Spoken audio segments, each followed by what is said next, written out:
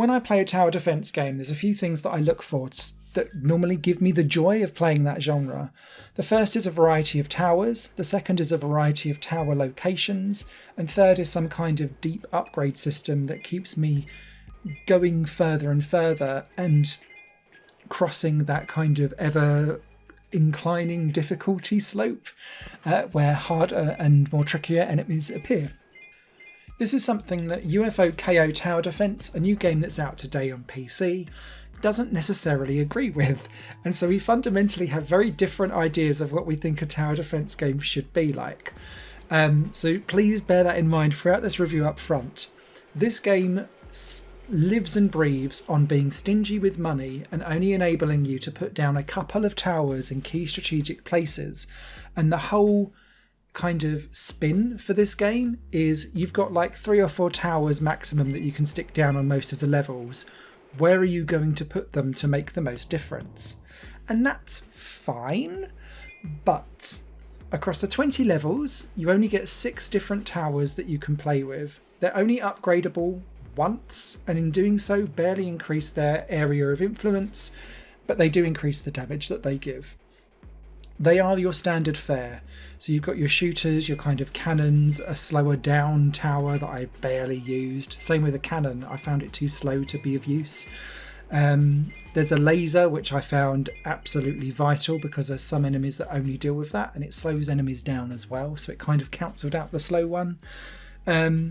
Yeah, and kind of as you go around, you just need to know where on earth to put your towers, because it gives you plenty of options, but because all of the levels revolve around U bends and like W and M bends where you're kind of folding back on yourself, you end up gravitating to those.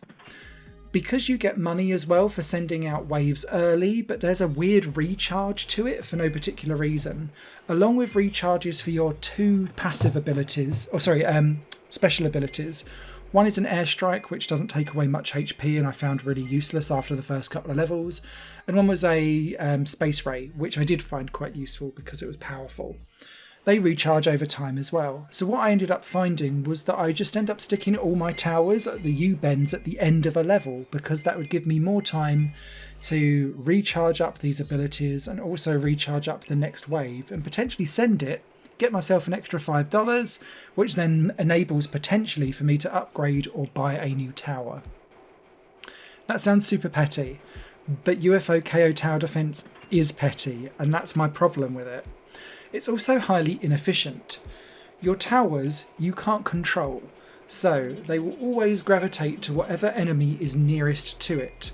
So what you find is that each tower kind of starts off attacking one thing, then goes, no, this one, no, this one, no, this one. And so it does like a tiny bit of damage to everything. And I was like, why you do this?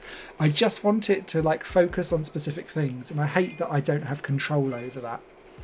The upgrade tree is poor because it's just a singular upgrade for everything, not even a tertiary one. What was that about? And the enemy types don't really change up too much either. Some of them can only be killed by the lasers, and there's one ship that when you hit it then speeds off at like triple speed, which you can kind of negate because it doesn't do that when you hit it with the laser. So again, the laser super overpowered.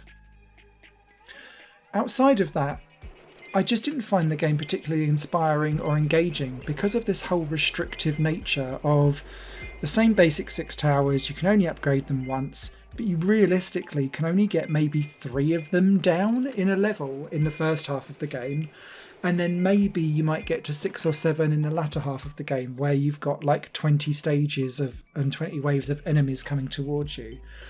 Because the money is just so stingy throughout the whole experience. And it's not as if it doesn't throw loads of enemies at you either. You've got 10 HP to survive each level.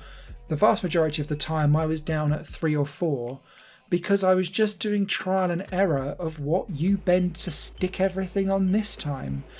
It didn't really feel like I got the strategy in one. Sometimes it felt more like trial and error because you was having to think, how will the towers react as it slowly chips bits of health off of everyone else? Off of all of the enemies as it kind of goes around.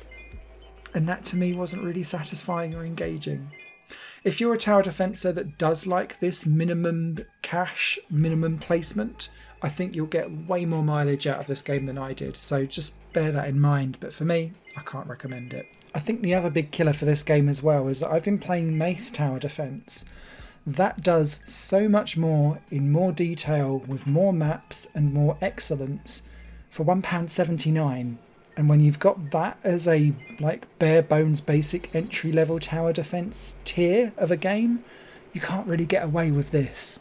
And so that's why I can't recommend it. Written review will be over on hyperplanegames.com. Until then, you guys take care. And any questions, leave them down below. Cheers.